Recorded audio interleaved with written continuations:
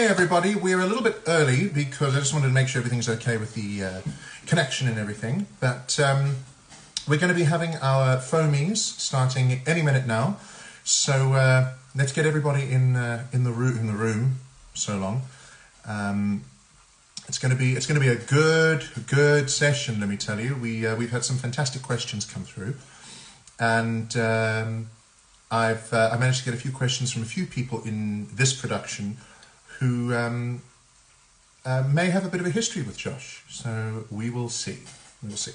So we have 2 minutes until we get that connection going. So in the meantime, everybody get yourself a cup of coffee. I've got my cappuccino here, ready to go. All is looking fantastic on this side. Now we just wait for that guy. Speak of the devil.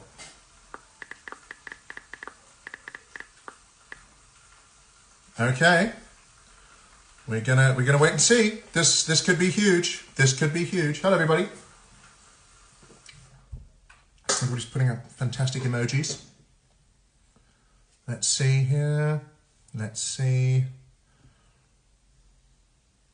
Got questions? No, we don't want those. We don't want those just yet. And ladies and gentlemen, without further ado, here he comes.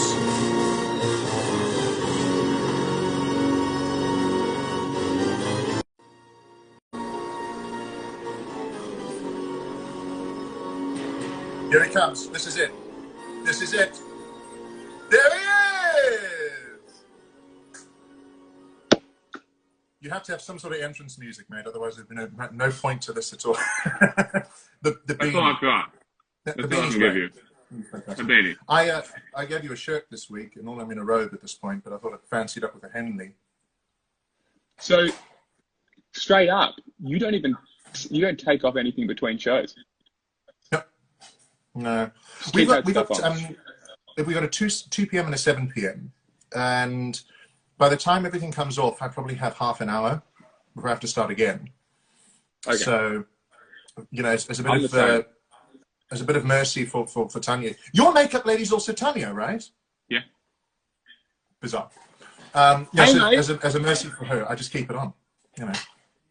Hey. Are you seeing everybody there? Everybody's like, yeah, no, I'm saying hey to you properly first. We're going straight to talking about makeup. Hey! Mate, so good to see you. I'm so glad we're doing this. Yeah, I mean, the interesting thing is, like, most of the time, the world tour production happens, and then there's Broadway in New York, West End and Broadway, and you guys always get to talk to each other, and so the world tour is kind of like. So it's about time that we have some sort of connection, because we're not the best kept secret. We're all part of the same family, so that's fantastic. And you're, as I said just before, you're the beacon of hope for not just Phantom, but for all of theatre in the entire world at the moment. Thank you. Yeah, it's a strange situation to be in, because when everything started happening in the world, we just got here. Korea's curve was in a completely different place. So. We've followed every single guideline and stipulation that the government has laid down.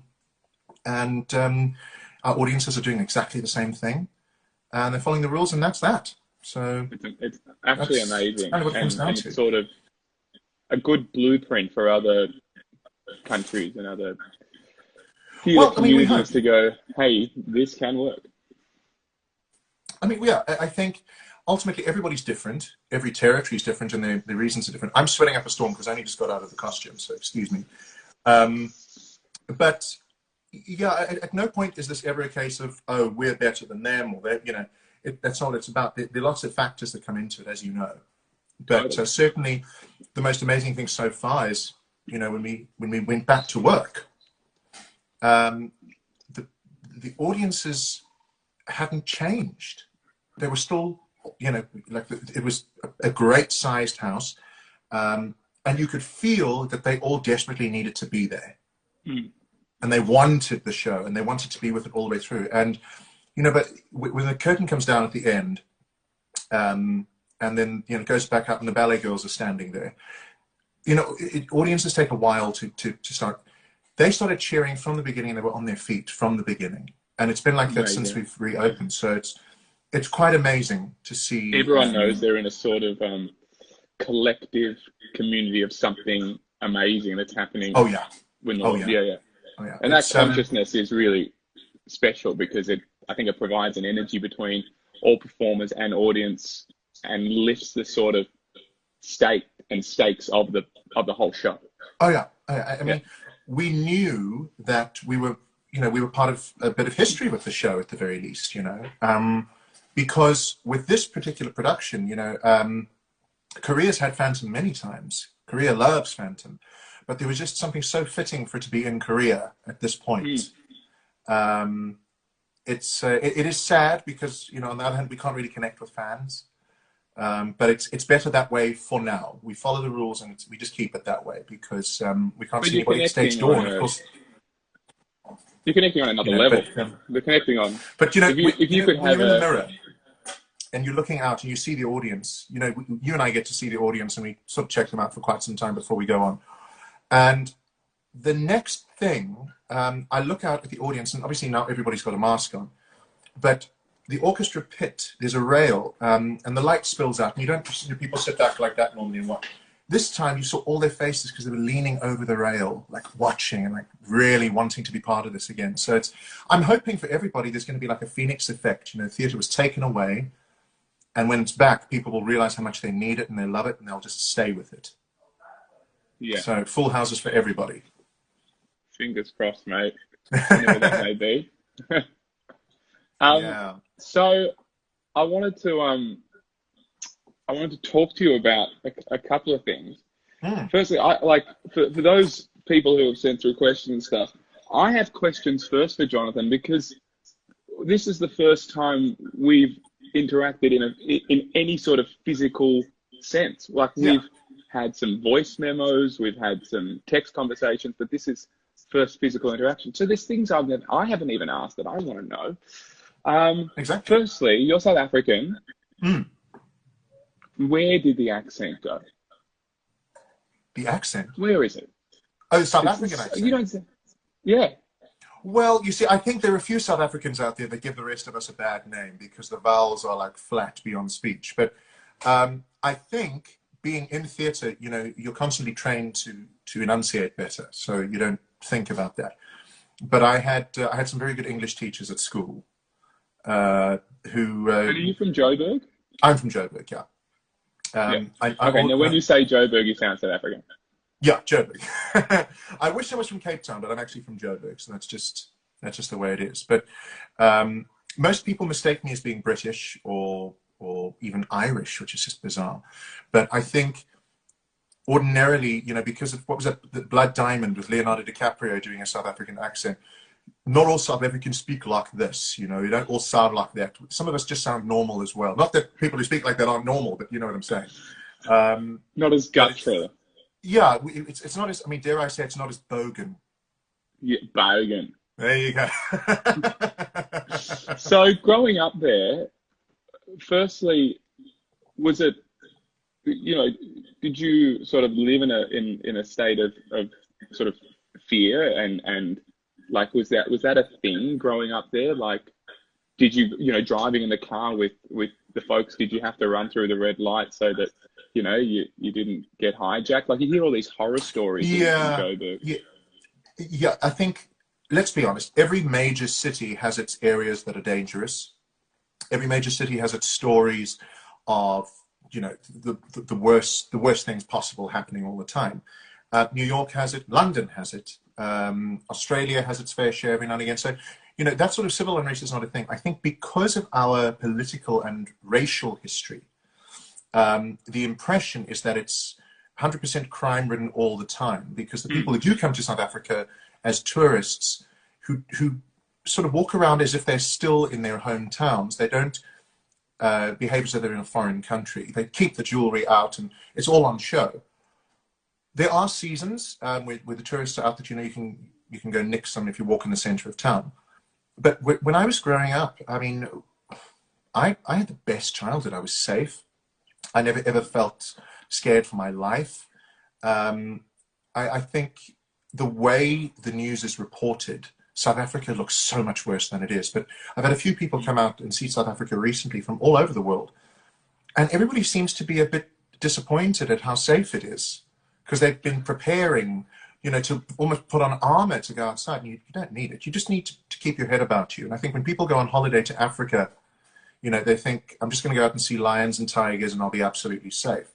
But it is still a city with its own fair share of crime, like New York City. Yeah. We might have a bit more of it, but it's not the rule of thumb. Certainly not.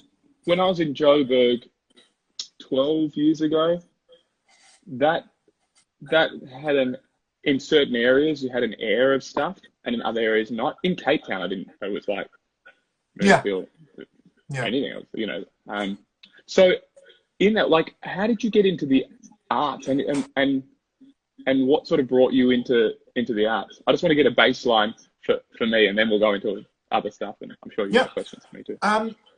I think I was I was a very, very overweight child, so I was bullied a lot initially. And I found, as most children who are bullied do, if you can make your bullies laugh or you can entertain your bullies, you distract them and you don't get bullied anymore. And then I realized that was actually a legitimate job in the world and people would pay you to do that. So that's how I got into that. And initially I was meant to be part of the rugby team. They wanted me for their prop. And they found out that I could sing. And we were doing a production of Guys and Dolls in high school, and they needed more boys, which is always the case in schools. And I got into the major production, and I just became a drama kid, quite happily. So it was one of those funny things. That was about 13. Okay. Yeah, but I'm going to pause that thought very quickly because I have a surprise for you. Oh, okay, ready? Good. Yeah. Brace yourself. I've got two people who know you. Look who it is. And look who it is. Oh my God! Everyone's here. Right, Freed. Look at that face. Look at that. Ladies and gentlemen, face. Our resident director, Rainer Freed, and our stage manager extraordinaire, Sandy Beckerback. Hi. We just thought we'd pop in and say hello.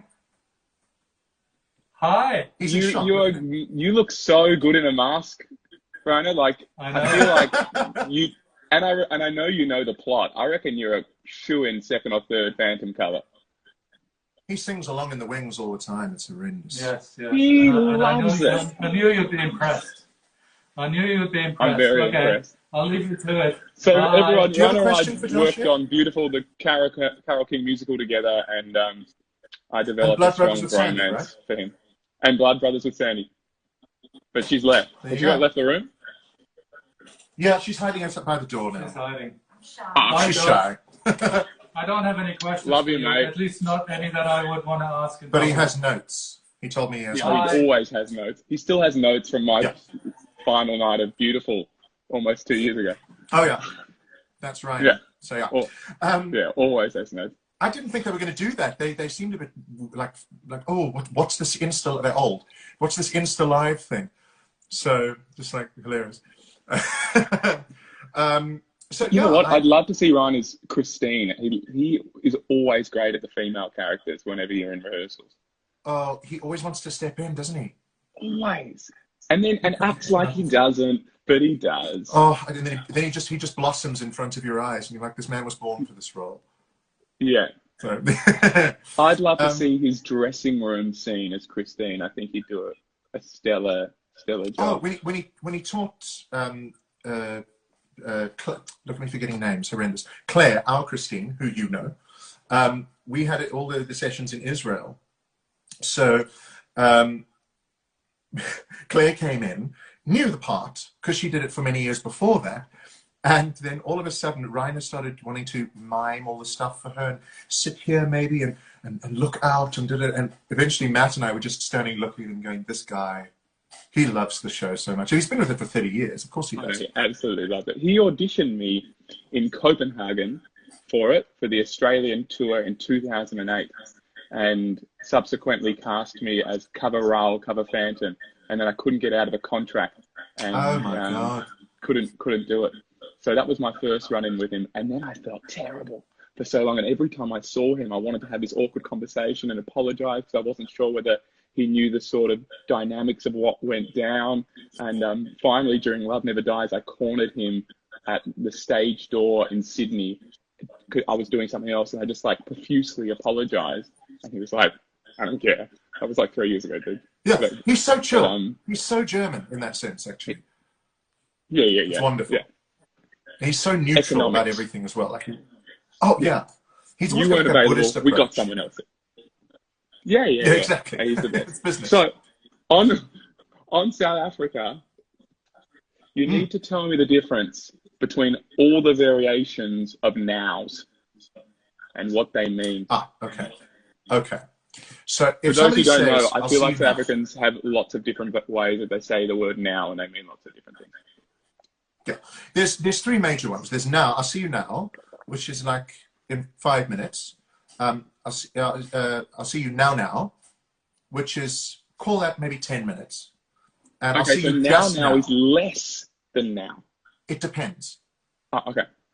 It's always the inflection. If somebody says, I'll see you now, it's basically, leave me alone. Okay. But if somebody says, okay, I'll see you just now, it's like, yeah, yes, I will. It's more of a confirmation that you'll see them as opposed to an idea of time. And then you can understand for the layman how confusing that might be. Then, there's now, just now. I think that's all of them. Yeah, I recall 3 variations on now. Yeah, but each of those have got variations in themselves in terms of your tone. So if somebody says, am I seeing you just now? You say, yeah, I'll see you now. Every South African watching this knows exactly when I'm going to see them if I say that to them. So it's just one of those things. You'll get into that the more you spend time with South Africans. What's hilarious is that we have a very international company. We have South Africans, we have Japanese, we have Taiwanese, we have Australian, we have British, we have American. It's a really multinational company. There's a few South Africanisms that have crept into conversation now, like, is it? If somebody says, wow, it's really hot outside, you go, is it? Meaning, yes, it is. So the other thing is, how's it? That's a great thing. How's it? Sure. SJOE means goodness me. Sure. Which is great. What about you must? Like you have no option. The receiver has no option. Oh, you must do this. I tell you, you must. No, I've never heard that. I think that's more of an Afrikaans. You must is a constant South Africanism I hear in Australia. My favorite is ach man, which you can apply to anything. So if you're scrolling through Instagram and you see a really stupid post, you go, ach man. Okay. That's the best. That's the absolute best one. Because you can apply it to almost any situation. Or it can be cute. Ach man. And we always say... It's not like a sort of Iranian man's name. No, it's... no, ach man, it's 2 words. A-G and then M-A-N, man. Ach man. And then my favorite one is shame. Oh, shame. South Africans use shame all the time. If you see somebody sweet or somebody cute or a baby, you go, oh, shame, man, meaning adorable. Or I love that one. We had a proposal during the show. Our Meg and one of our head riggers got engaged. Or is he head of automation? I don't know what Gary does, but he's in the show. And they all got in a group and they proposed, and all the South Africans were like, oh, shame. And initially people were like, why? It's great. It's great. So yeah. But Australian has its own sort of slang and lingo that you guys use. If you need confirmation of anything, I can get my bogan on for you. I'll go on. Because obviously I know about is it fair dinkum? Fair dinkum. Yeah. The alternative is fair sucker the sav.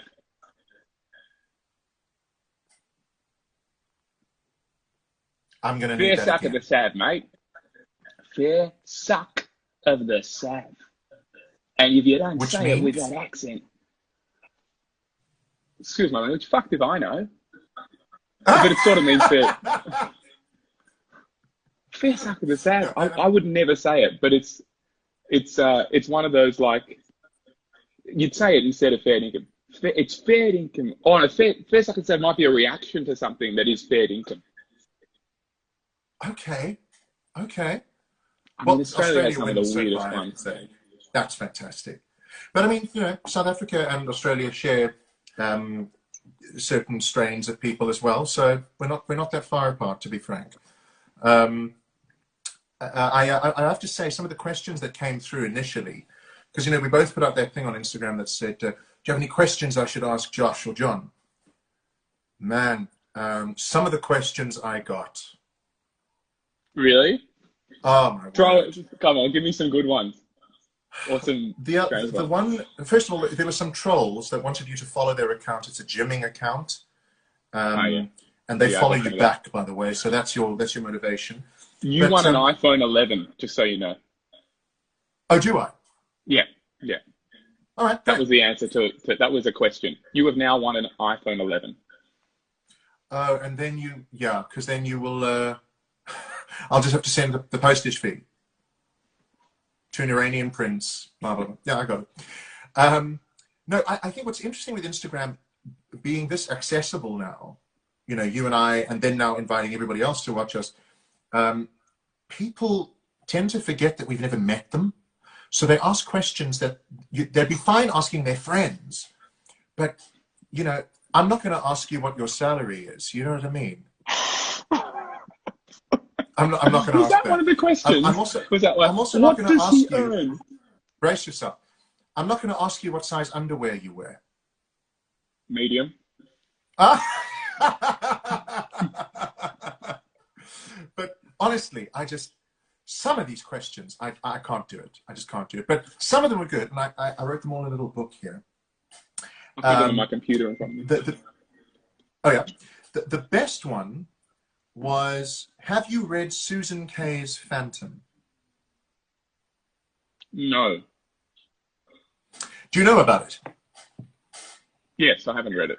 Because I saw I think it was a Broadway.com video with Hugh Panaro, back when I was like going through any Phantom documentary I could find. And he mentioned it. So I typed into Amazon and I ordered it, and this Bible arrived, like thick Bible-sized book. I was like, oh God. And it's a good book, but I think only people who've done First Lair will understand. You can't cram that amount of information and backstory into the breath between music and nighttime sharpens. You just can't. You've got room for a few things, not 64 things, probably. I mean, gosh, the amount. And then people always ask you the same question of, who do you base your Phantom on? The Lon Chaney version, or the book, or this or that? And at the end of the day, it's just like, you have to sing the songs and do the blocking and mean what you say, and that's kind of it. I do my version of it. And that's why I categorically don't watch other people's versions of it. Like, if something clicks up on my Instagram search and someone's having a bit of a sing or something, sure, I'll have a little look. But, like, I'm not, like, there going, oh, he did that. If I grab that guy, that bit from Warlow and that bit from Ramin and that bit from John Owen Jones and that bit from Jonathan, they're all great Phantoms. I'm going to do a great Phantom. That's bullshit. It's like, no, it looks like Frankenstein. It doesn't equate. Yeah, and it's not A plus B plus C plus D equals amazing performance. It's connect with the text and the music and bring your own soul to it, and that's how you are going to do the most compelling version for you at this point in your life. Yeah. Because in 5 years' time, you come back to it, it's going to be a different thing again. Precisely. I mean, I found that coming back to it like 8 years later. Do you find being younger, because we're both younger Phantoms, we're considered quite young still, most Phantoms are like in their 40s. Do you find the youth aspect an interesting inclusion? I don't think about it. As opposed to having 20 years between you and Christine. I think the one thing that it takes out of it is any sort of sense of like pedo. Um, and Lol. it's just like, Lol. you know, it's not like this sort of as much of a father figure being trying to be a romantic figure in a creepy way. Yeah. It's like The times have they're in the changed. same age bracket. She could really go for him. Yeah. Like this is I so think, you know, the I feel there's a stronger Phantom love love connection. triangle. The triangle. Yeah. The triangle's Yeah. stronger. It needs to be closer. Otherwise, if it's sort of like a much older Phantom and younger Val and Christine, in this day and age, with all of the hashtag campaigns going out there, the context of the show is completely different now to what it was in the 80s. Because back then, you know, what was considered sexy was, you know, a bad boy. And, you know, Crawford playing this deeply sexual, wanting to touch all the time, sort of dark, weird guy versus a knight in shining Armani was brand new. Whereas now we're in a society of bad boys where chivalry has become the new novelty. Yeah. So everything's kind of shifted. So you can't really compare it anymore. But I certainly, what I've said a few times when people bring up my age as though that's a talking point, is he is described as a prodigy. That implies, you know, abilities beyond his years. So there is something in the story, in the text, as you say, in the text to support it. But yeah, it's always fascinating how many people think they know how it should be done because they've watched a few YouTube videos. Always very frustrating. And I love it that people have this ownership of the role and the show. But, oh, no. But I even say that I don't own it. That's how I feel about it. I go, yeah.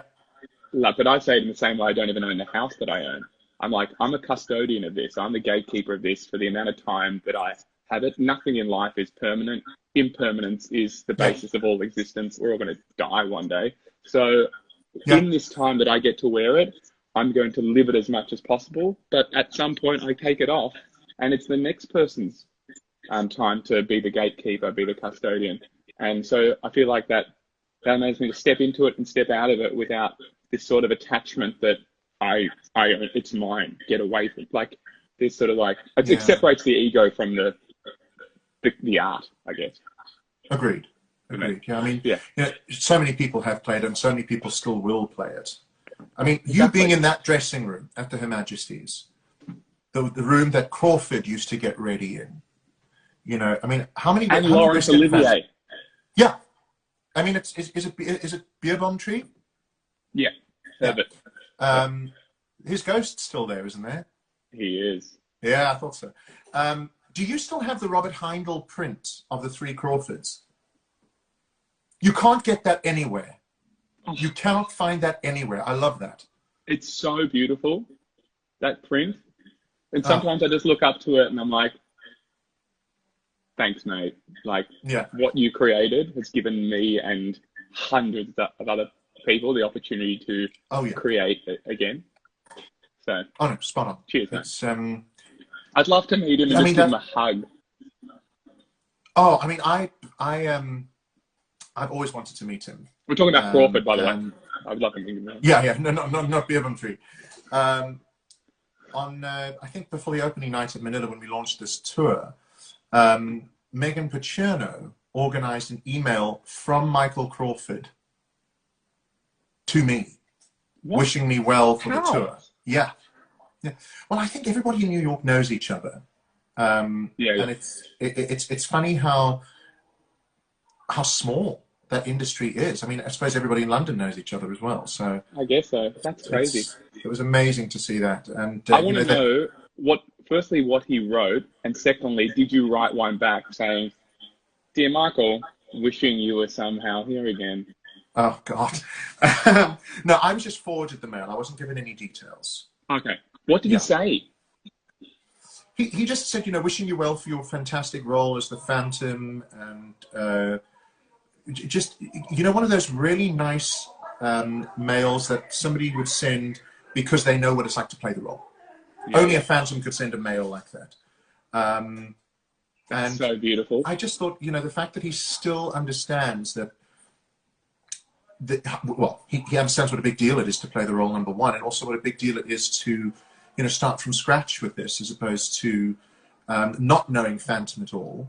And I think the thing about him that I've always admired is he's never ever been bored or inconvenienced by the legacy of Phantom. He's happy to talk about it at any point, like almost like Cameron McIntosh when he talks about Les Mis. How grateful they are for it. Exactly, they turn into children. Cameron McIntosh, yes, dear. Now, if you think about it, dear, he goes right into the book, and he starts talking about the ore in the book, and there was a cart, and there was a this, and he's got all those details at his fingertips. Crawford's the same. If you watch him in any interview, the minute he talks about Phantom, number one, the middle fingers start going in, and he gets the Crawford hands start happening, which is hilarious. But it's amazing. It's amazing that he's still that supportive. You know? Yeah, it's beautiful. Okay, are you ready for another question? Yeah, or do you want one first? A quick one. What is your favorite Phantom hat? I'm going to be really controversial and say it's the Mausoleum. Yeah. Just because it always feels the most secure. Oh, the others keep falling off. Well, it just feels like just the way it sits. Like there's none of this. It's just like, oh. It's just, I don't know. It just has like a security about it. Plus, you don't get to wear it for very long. Yeah, I mean, I love the feathers. You know, the feathers are good. Do you know why those feathers are there? Apparently. No, tell me. So this is a Maria thing. Yeah. Because you know they're rooster feathers. Yeah. It's a cockfight scene. Oh. Well, That's why she put them there. Oh, I like that. And I was just like, oh, yeah, okay, that's strangely practical. Although I love the fact that he's got a hat for the graveyard, he's got a hat for composing, he's got a hat for boat rides. You know, the guy is keeping millionaires in Paris, you know, employed with us 20,000 francs a month. But our hats were all brand new because I think initially I still have my hats from the last tour, but they were a bit old. So like, oh, let's just go ahead and get some new ones. And in the past, I always inherited hats that had other people's names in them. And this was the first time I had a new label with just my name on it. So it was one of those amazing, I mean, surely you feel the same way. Yeah. Do you get that feeling sometimes with the labels that you go, God, I hope it doesn't fall off and sort of land somewhere and people just see Jonathan.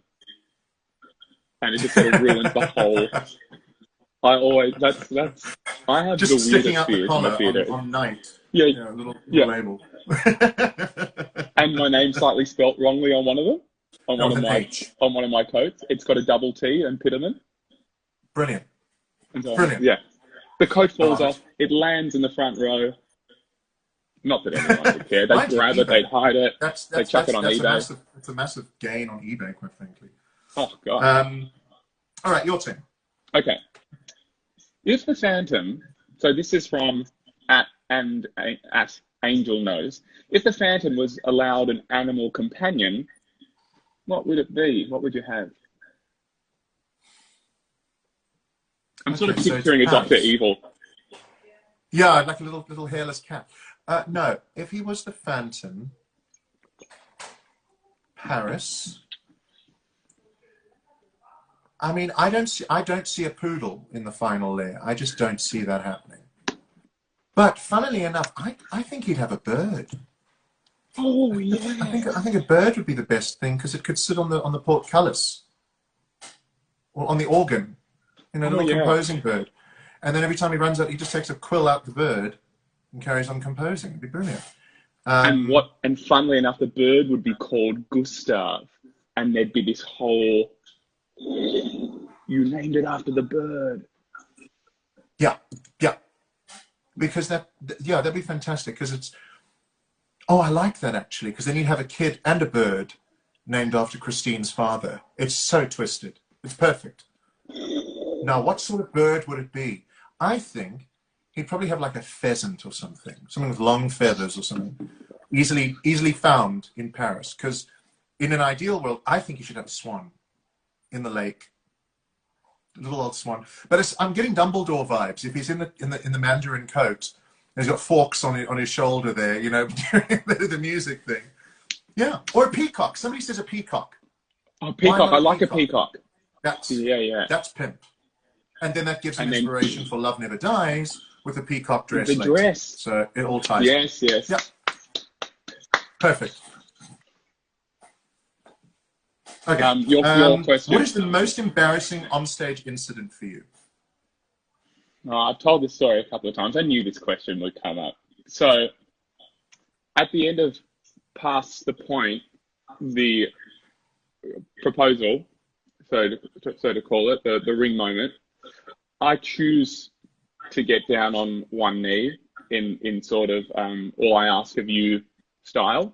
Mm-hmm. I know that's not an everyone choice, but it's a Josh choice.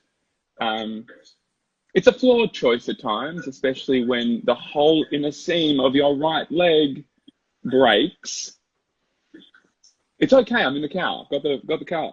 So exit stage left. Inform my dresser, Linda. I miss you, Linda. And she's like, cool. We'll sort it after down once more. You're still in the car. Get off after down once more. She's got pins ready to go. Doesn't work. Someone get some tape. Tried to tape it up. For some reason, doesn't work. God. It was destiny for me to go out there with lots and lots of inner leg, literally right up to almost bits. And I was sort of awkwardly changing blocking, like trying to do everything this to cover it up. And then if I'm on the other side, quickly get there so no one sees it and cover it up. There was so many phantom bevels. And, in profile, just in profile all the time. Profile and when I'm sitting on the throne, I was trying to cover it up. The showgirl leg was really active. That's the best way to describe it. Oh my God. Afterwards, some fans saw me at stage door. No one noticed it. No. Bar one person. I'm like, how did you know? It was a gaping pant wound and no one noticed it. So that was my most embarrassing moment. Oh my God. I'm so glad you say that because I got 3 new sets of trousers here because I had the same pair of trousers for over a year.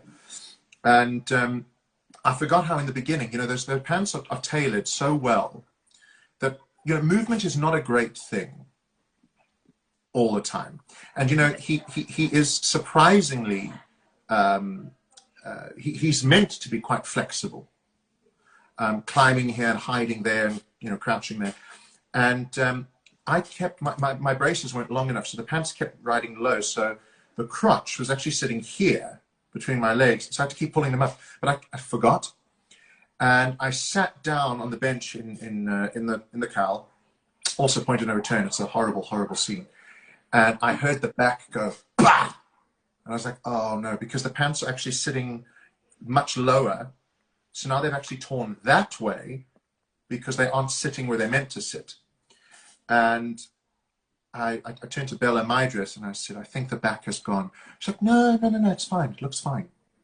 So I finished it and I did my bow. And the person standing directly behind me as I bow went, woo! And that's how I knew. Because it was the one day I had light blue underpants. Genie blue, you'd say. Classic. It's always the case with those pants. But do you find when you put them on, it's just like, that feels good. Any costume I put on, every part of the costume I put on, it's like there's a lot of mirrors in the old Crawford dressing room, and it's that this is perfection. Look at me. Look at me. And then when the mask goes on, it's like, this amazing. Now tell me about your mask. Is yours also vacuum formed to a mold of your face? It's a 3D camera that went around me when I had just the wig cap on. Yeah. And then they do this 3D footage thing, and it gets a 3D scan of my face, and then that creates a mold, and they build a mask to the mold of that, and all of, like, the camera takes about 30 seconds. Wow. Yeah. I had It's incredible. I think I'm the Elgin. first to have that. Or David Thaxton maybe was the first to not have to do the whole thing. Because that's a nightmare. That is an Yeah. absolute nightmare. Oh, wow. Okay, so do they then 3D print your head? Yeah. Wow. And give you a little mini-me version of it to take home. That's amazing. Which is sort of a bizarre form of micro-narcissism that Or just Weird. make Christmas decorations. yeah, just my own bald head on the Christmas tree. Yeah, but that doesn't look like you. How dare you? It's the spitting image. What are you talking about? It's the I same. have a It's perfectly identical. square face. Yeah. Thank you. And I just have, it's all pupil. So much people. Oh, that's amazing. Okay, because your mask has got the eyebrow. Mine doesn't. Yes. Our designer, Bob McCarran, Dr. Bob, I'm sure you recognize him from TV. What program is he on? Anyway, he's on a TV program in Britain and Australia. But he does all of these. And it's still got the Bjornsson, the Roman nose that Bjornsson is always obsessed about. Yeah. So he's kept, because he was in contact with them. But when he redesigned this for the first tour outside of America, the way he did it is he didn't ask Hal for permission. He just he did his own sculpture, covered it in like a fabric, and Hal came to the workshop and was like, "What's under there?" He's like, "Oh, I don't know." And he took it off and he looked at Bob. He said, "You're a crafty guy." And he said, "I love it. Keep it." And that's how he got his clearance. So a lot of it was, this looks more handmade, and basic, far more basic, so that it's slightly more neutral. Because the eyebrow that we used to have, I mean, don't get me wrong, I love the eyebrow. It kind of sometimes prescribes an emotion, whereas the ambiguity of this, you just don't know, and that's why I put the eye back. Yeah. So you chose to do that. Yeah. Right.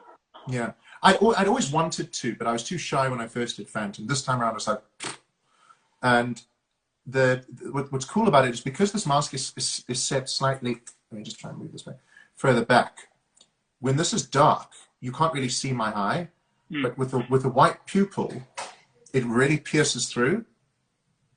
And that's like, no, I've noticed that. I'm like, it's intense. Yeah. So it's cool. That's super cool. My turn, or your turn? Go for it. Okay. This is from Octiorific. Well, I answered the second part, which is, have you met each other in real life? This is sort of real life now. There you go. So yes and no. This is our first date. This is our first date. And you're so charming. What other roles do you imagine yourself playing? It's a funny thing. And I think it was a question for both of us that we would both play. Oh, together? Yeah, possibly in separate parts of the world. I mean, we kind of had the discussion briefly. What was our list? It was Chess, Secret Garden, Kiss of the Spider Woman, Blood Brothers. Blood Brothers, yeah. I think Into the Woods probably could be thrown in there. We would be the two princes. There we go. Fantastic. That would be fantastic. And we swap which prince we were each. Every night. Yeah. Now, how about this for an idea? Why don't we do Beauty and the Beast, but we swap Gaston and Beast? Because then we can have nights when we can sing pretty, people watching, and nights when we can be funny. Yep. Any of the 182 people watching want to produce that. We're both up for that. Yeah. And the other one is Jekyll and Hyde. Oh yeah. We could both do it on separate nights, and then do times when one's Jekyll and one's Hyde, and then switch. We do all the variations. I love that. I think it's a great idea. Done. Jekyll, I've got to say, Jekyll and Hyde is a show I've always wanted to go and do, but you know, it's not regarded in the way I think it should be. But that's a nodule show. Let me tell you, that's a nodule show. Absolutely nodule. But if you do it properly, you get the nodules just on the one chord, so you know it's fine. Isn't it sort of quite loved in Southeast Asia? Like, isn't it done? Korea is Frank Wildhorn country. His production of Dracula is on at the moment. And friends of mine in the cast were part of a production of Jekyll maybe 3-4 years ago here in Korea. Very, very popular. Okay. It's really, really well loved. So, but I mean, I've got to say, even like Frank Wildhorn in general. A new life. Well, I mean, maybe with someone like you. Ah, yes. Fantastic. But only if they take me as I am. Ah, well. I can keep going. I know this is all a facade. Yes, but this may or may not be the moment to decide. Exactly. I don't want a confrontation, but you know, it could be worth. We get along so well. Okay, you're up. Next one. Okay. Tell us. So, people keep asking about your shoes in the show. Yeah. What do you wear in the show? Boots. Yeah. Tell us about your boots, Josh. They're black. They're leather. There you go. They're lace up. They're about an ankle high boot. Think a sort of ye olde France version of a black Converse high top. That's what it is. Yeah. Do you have a solid sole? I don't even know. Do they bend? A little bit. There's some give. Yeah, because I had a pair like that the first time I did it, and this time around on this production, because I don't climb as many ladders as you do, they gave me a split sole boot, which, can I tell you, is so much more comfortable. What, like a jazz boot?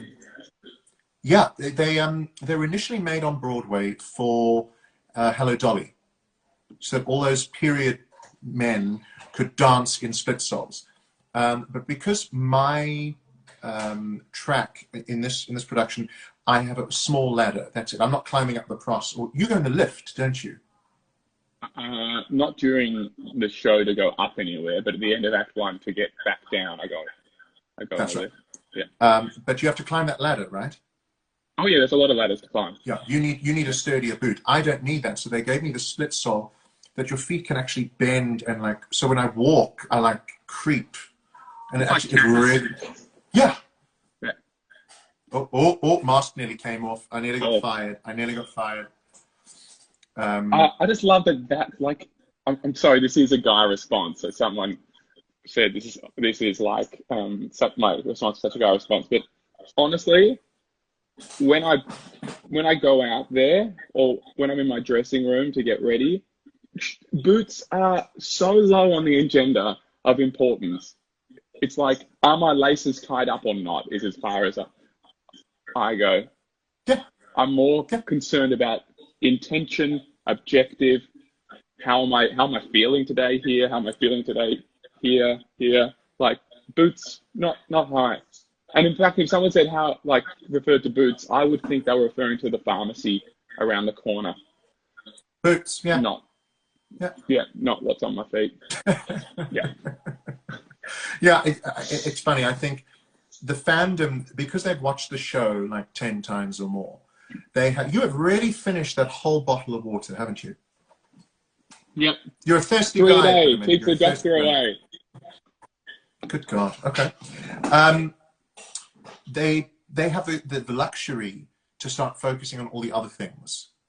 So as viewers, it is easy to talk about, the Phantom's boots or the ring or which finger he wears the ring on. That's also a topic of discussion. But yeah, I think in the moment people don't realize what you need to focus on to get through this particular role. I don't know about you. I initially started in Manila, and I really struggled at times in Manila because I was thinking too big a picture. I was thinking of the entire arc all the time. And I found in this one, I have to go literally scene by scene. And that's that. Because it's overwhelming. It'll crush you before you even get to the Don Juan proposal. Now, question. What do you do on a day where you wake up and you go, oh, this isn't as good as it could be? Because those happen. Of course they happen. That's just a normal part of doing it. What I've definitely learned is sort of what's my baseline. I guess took a few months to work out, like, what's the absolute baseline of feeling vocally that I can deal with to rock up that night or that afternoon to do the show. And so that just takes a little while. And I think you work that out in every show, what that is. And so, but in every show, it does take its time.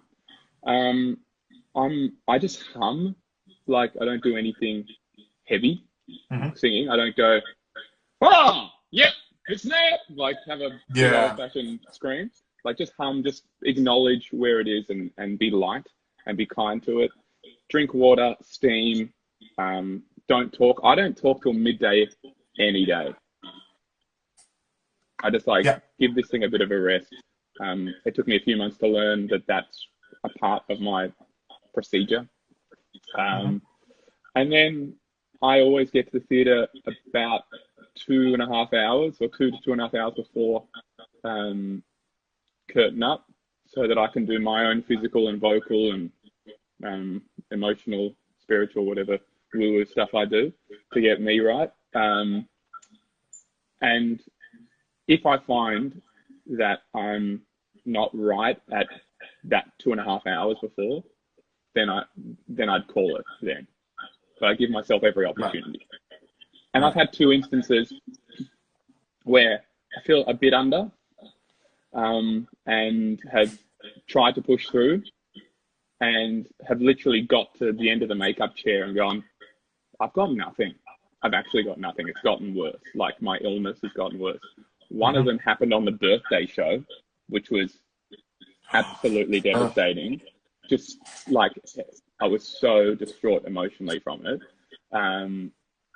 Isn't that sense of failure so bizarre? It is. It is. Because I think you and I both understand what an honor this is and what a mantle this is. And at no point you ever want to feel as though the people who put you in this position made a mistake, or that they think they've made a mistake. And you're scared. And you don't want to let yourself down. Of being human. Yeah. But understanding that we all get sick and we all, go through the ups and downs of what this bloody thing is. And so that was just a yucky night for me. And it happened on another Saturday matinee once, and I sort of pushed through, but then didn't do the second show. I think that was the case. So it just happens, and you just got to honor that. And there are actually no medals for pushing through something that's not possible to push through, right? And everyone understands, and the person that you have to convince the most is actually yourself. Agreed. I think people we don't realize how cruel we can be to ourselves without even realizing. You come up with all of this pressure and all of these consequences if you don't do this. And the problem with YouTube is, because there's so many videos out there of that one performance that was so perfect, it's assumed that that guy sings like that every show. It's not true. It's just not true. I mean, did you ever see Casey Levy on Broadway with Frozen going onto Twitter and saying how awful she felt that she had to opt down at the end of Let It Go that night in that performance because she's just not feeling it? No, I never. And she was so open. She was so open about how she felt about it and why she did it, and that she was glad she made that decision and that tomorrow would be a better show. And I just thought, I think we all need to communicate with each other a lot more and not try and seem as though we're perfect all the time, because nobody is. No. Especially in this role where you are emotional and you're screaming and you're shouting. I mean, I'd be lying to you if I said, you and I had this basic conversation once online where I said to you, you get to the end of the week, and because you've got a day off the next day, you give a little bit more. And then the first day back after your day off, you go, oof, I shouldn't have given that much. But, you know, the push and pull of it. And in that moment, you can't mark. I mean, Rainer, sometimes when I say to him, you know, I'm feeling rough today. I'm feeling rough today. And he'll say, well, then just mark through it. You can't in this role. Because I myself stand out of my body and go, you're such a phony. You know, they've paid. They've paid. It's interesting. I think I have learned that there is an 80% that I can sit at and be consistent at. And actually trying to do 100% is not what I feel is 100%. Actually might be giving too much. It doesn't read any better. It can be a bit pushed and we go, that's actually too much emotion. Like it doesn't seem real. I might get a cathartic experience out of it, releasing something, but it's actually not what Eric needs. So it's just finding that level. That I think that just takes time. And once again, in 5 years' time, when we go back to it, hypothetically, we'll find another version of it that is right for that time and that experience. I actually posted a question on my Instagram earlier today, which is around this perfectionism thing, which I think is a sort of universal problem, not just as performers, but what would you do? What hobby would you do if you didn't have to be perfect at it, successful at it, or even good at it? Like, there are so many things I feel like we choose not to do because we don't want to be shit at it. Yeah. Like, I don't play piano. You play piano brilliantly. I don't play piano because I fear my imperfection at it. Right. And so I don't try and get better because I'm like, I'm never going to be a great pianist, or and so I don't even try. Yeah. That's actually very true. And I mean, so many people, being in a lockdown now, I mean, now's the time. Now's actually the time. You want to talk about the perfect opportunity that's come your way. But I think overall, did your buds just run out of power? I'm just switching. Oh, okay. Mine do that all the time. I'll be halfway through a conversation and get that notification. I'm like, for God's sake. Anyway, the thing about this particular role is because what's fashionable amongst fans is comparison. They turn colleagues into competitors. Mm-hmm. And that's not what we are. We're all actually a fraternity, which is why I think, things like this are so valuable and so important, because only people who've played this role know all these little things. As a phantom, where your voice is on, you have come here when it goes to the F sharp, G sharp. If B is going to happen on that phrase. And when that doesn't happen, you still have to get through the whole song thinking, shit, what am I going to do if it's not there? I mean, it's wonderful. I have certain things about other notes. B is actually in an epically good spot in my voice. A flat E vowel off a plosive is like comfort zone because of just where my voice sits. Yeah. There's other things in it that Mausoleum? I find challenging. Mausoleum, definitely. That's Angel. Angel I love. Mausoleum, for me, that's the... Yeah. No, I mean the word angel in Mausoleum. Oh, yeah. And it's just a G, for God's sake. Yeah. Do you do the version... There's sort of two versions. One is the melody and one's the harmony. We have the option. Yeah. Okay. So, hold on, in your version, is everyone singing, or is it just Christine and... Phantom singing, or is Rahul singing? No, we've got the trio version. Oh, okay. I've just been told we have 14 seconds remaining. We might have to redial this. Okay, redial. Everyone come back in. We're not finished. Okay. We'll be right back. We'll be right back. And we're back. Sorry about that, everybody. It seemed to run out of... there's a time limit, apparently, which is just so bizarre. Hopefully we'll get Josh back in a bit. We were busy talking... How great is this, by the way? How great is this? Here we go.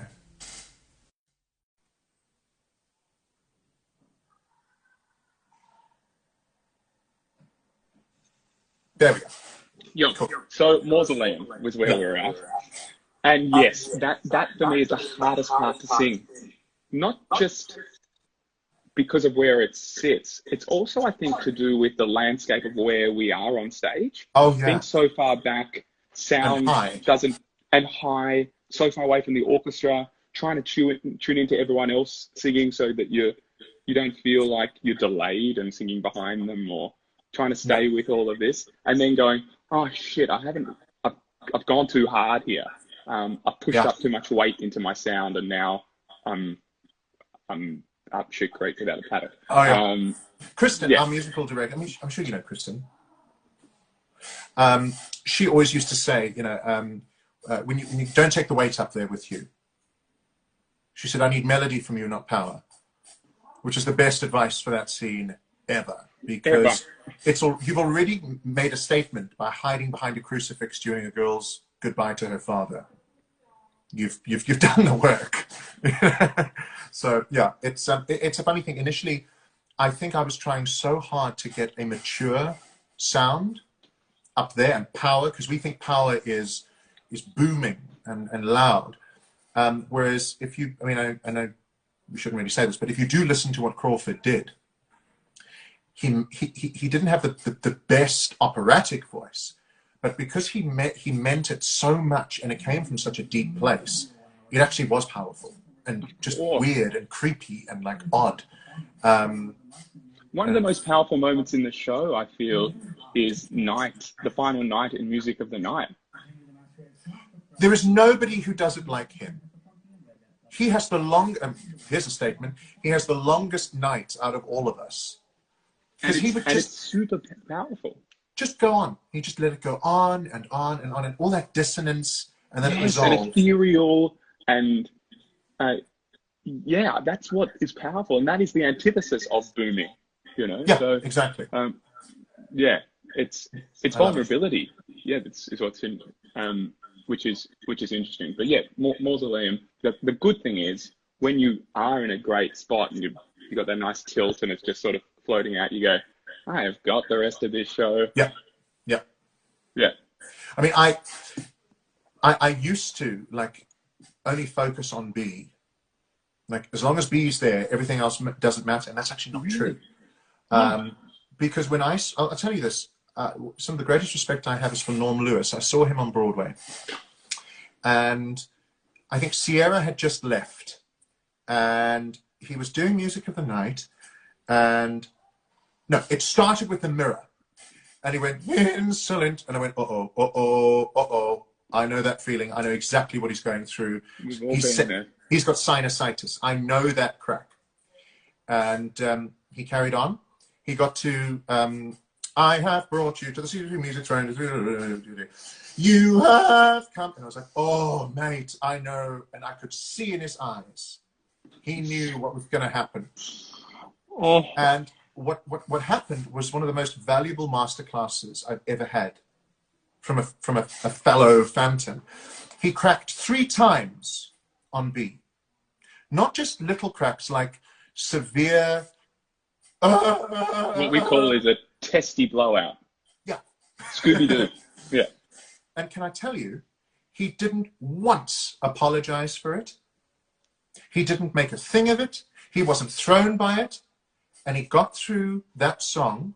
And the next scene, the morning after, when he was playing that organ, it had not happened. And that entire audience had forgotten. And I thought, that is a guy who knows exactly what this role is about. Mm-hmm, mm-hmm. And he didn't reduce the role to a note. You know, Idina Menzel had that wonderful conversation that I am not the notes I sing. There's more to me than that. When she had that bad Oscar performance, we all have it. Yeah. Norm Lewis got the ovation of the night after Music of the Night, because that whole audience just went, that is a leading man. That is a star. That is a phantom. And, you know, he got to final there, and he was shot. But it's still one of the most beautiful performances, because he did, it wasn't about that. Yeah. You know, it was so much bigger, and I will never forget that. I still, that's the most important phantom story I have, because, you know, you have other phantoms who beat themselves up for years, myself included, because they cracked once in Music of the Night. And that's so petty. Jersey Boys has this wonderful phrase, instant forgiveness. Because, you know, the Frankie Valleys do some singing. And they're all encouraged to practice instant forgiveness. And they get told, you will crack. Somewhere along the line, you will crack. You have to let go of it as that happens and move on. Yeah. But, yeah. Yep. Have you ever cracked on it, though? And on B, yeah, once with being sick. Yeah. And it wasn't even a crack. It was just like, there's no sound coming out here. I'm just pushing through this. Yeah. And thankfully, Adrian Kirk, our music director, was like, I know he's sick. You know, music of the night is going to be a cheeky up tempo. So he just allowed to go through. And it was after that birthday performance. And that birthday performance taught me so much about identity, attachment, performance ego, all sorts of stuff. After that, I was like, this is as bad as it can get in my own head about a show. Nothing can ever be that bad. And that whole thing I said to you before, like, I'm just the custodian of this for now. Like, it really taught me about separation of self and ego within a role. You are not your work. And yeah, I'm not my work. I'm not even my voice. You know, I'm like many more things beyond that. You know, I think it's up to us to have 3D lives as well, because I think there's a lot of theatre performers who are under the misconception that if they are that struggling bohemian, completely dedicated with, you know, and suffering for their art, that makes them a legit artist. That's actually not the case. You have to be a sustainable artist as well. Yeah, both are their thing. What I did whether you're Phantom that, or Valjean, you know, whatever, or Elphaba, or whatever, it's all the same thing. It's just balance. Yeah, I guess the thing that I sort of go to is like, and this is maybe a bit woo-woo, but the voice for me is the vehicle for my soul. Mm-hmm. The soul is where the art is expressed from. It's heart, it's soul, that is the artful space for me. Mm-hmm. And the voice is just one vehicle for it. So if the voice isn't working, it doesn't mean the soul has died. Yeah. And the soul is infinite. Yeah. So it's just, today, this isn't working the way I would want in an absolutely ideal world that I've manufactured to be perfection. Yeah. And in fact, sometimes when it is in that perfect realm, it might be a great vocal, but it wasn't the same performance, because I got so caught up in how good my voice was working that I actually didn't enter into this space as much as I normally do, or could have. I mean, do you find that when your voice is a bit less than, you act well, you act far better, because you actually connect with the text so much more? Exactly. And that's why I think, you know, with Norm, he just connected into it on a level that was ethereal. It went past, he just dug so deep and he found something so real. Oh, God, I wish I was there to witness that. I love that. Oh, it was amazing. And I remember I was sitting there and I just thought, I wish I had a video recorder just to keep this, because it's every time I have those shows where I go, I don't know if this is going to happen. I don't know if this is going to happen. Something else takes over, and you start finding stuff in the text and stuff that you've never really considered, and you go with it, and maybe it's distracting yourself. It's amazing. I love it when that happens. And then those are the performances where even your colleagues say, wow, you're on fire tonight. And you're like, if you knew what was going on here 5 minutes before I went on stage. It's the funniest thing. You know, but it's like a surrendering to the I'm resigned to this, so whatever's going to happen. And in the letting go, all the new things come. It's like when you don't try so hard, you're like, when you're in that great zone, so to speak, of feeling amazing, it's almost like you go, I'm going to do it this way because everything's sitting well vocally. Yeah. So I have predetermined how I'm going to do this. And there's a sort of, that's not art in a way. That's not acting, because that's selfish. But you're making your spotlight. But when you're scared about the spotlight on you, you actually turn it onto the story, which is amazing. And the other actors and all sorts of things. So it's all these little psychodramas that go on with us. If people only knew. But it's an amazing insight, I think. It's also the reason, like the vocal thing and getting deeper beyond that, is the reason why I can listen to Bob Dylan or Carole King and not think once about, that's not the best tone, or, there's no money notes there, or, like, it's just pure storytelling in an incredibly connected way, and I think that's what the audience as a singer, you go, I'm the worst singing voice. I'm not really singing. I'm just but it's amazing. You want to listen, and I think that's always the case, It's never the what, it's the how. Yeah. Even like Mandy Patinkin. Like, I'm so glad you brought him up. I'm so glad, because I did Evita, which meant that I was listening to Evita cast recordings all the time. And, Hal's production of Evita is very much darker than people realize. You need a real cynicism to get through it. And initially when I listened to, what a circus, what a show, I thought, what am I listening to? And then I saw footage of what he was doing. You have no idea what he is doing. Then I got his albums, where he does this amazing happiness medley of like Rainbow Around My Shoulder and Top Hat, White Tie and Tails and blah. It ends with a handful of keys. It is the most amazing vocal tour de force. And then he does Sonny Boy a cappella and rips your heart out of you. Yeah, and if you see footage of the man, everybody knows him as Saul from Homeland, but God, what a theatrical storyteller. And then you see him Finishing the Hat, and you're done. Yeah.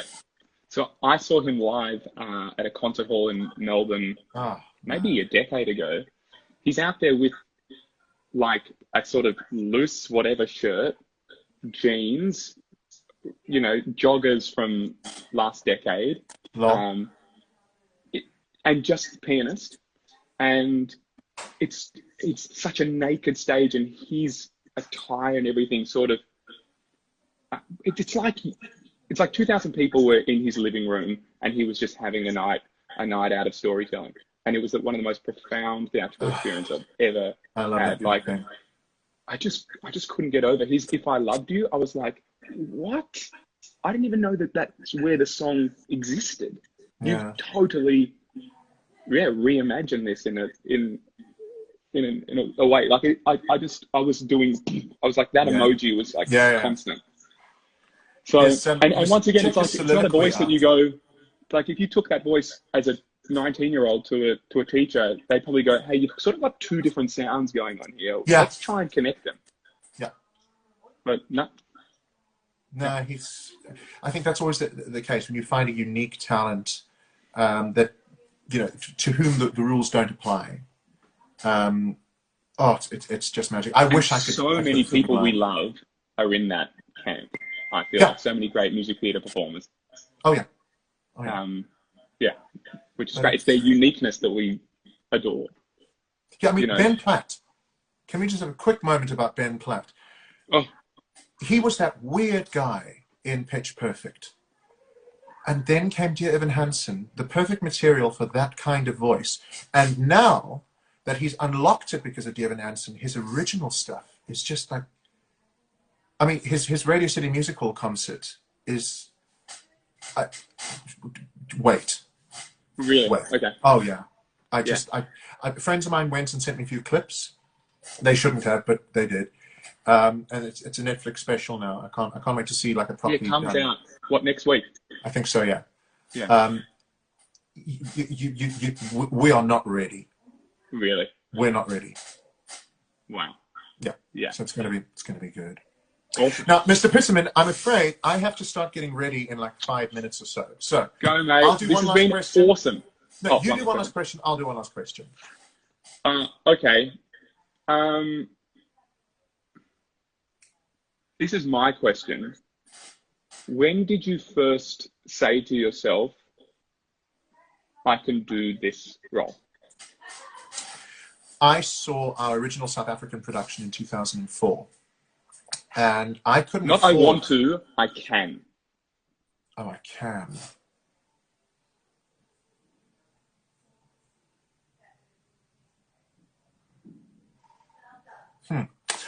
I was doing Greece in 2010, and we were in Hong Kong doing the show.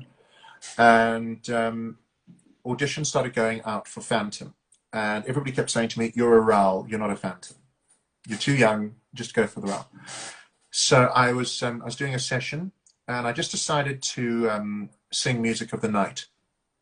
And I'd never done it before. And I kept cracking on beat.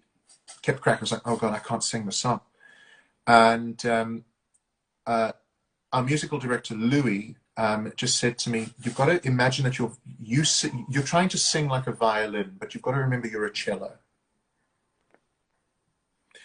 And I remember something going, ah. And I sang it, and I held B for like years. And I looked at him, and I said, I don't think I'm going to audition for Raoul. And he just said, good. He knew I could do it. And that's when I knew. And yeah, it's, I haven't thought about that in ages. Well, you're going to bring that into your show tonight. I've got to text really him later. I've got to text him. I've got to remind him of that story. God. Oh, okay, great. Bit of chills there. Bit of chills. Yeah, good. What went through your head during your first curtain call as the Phantom?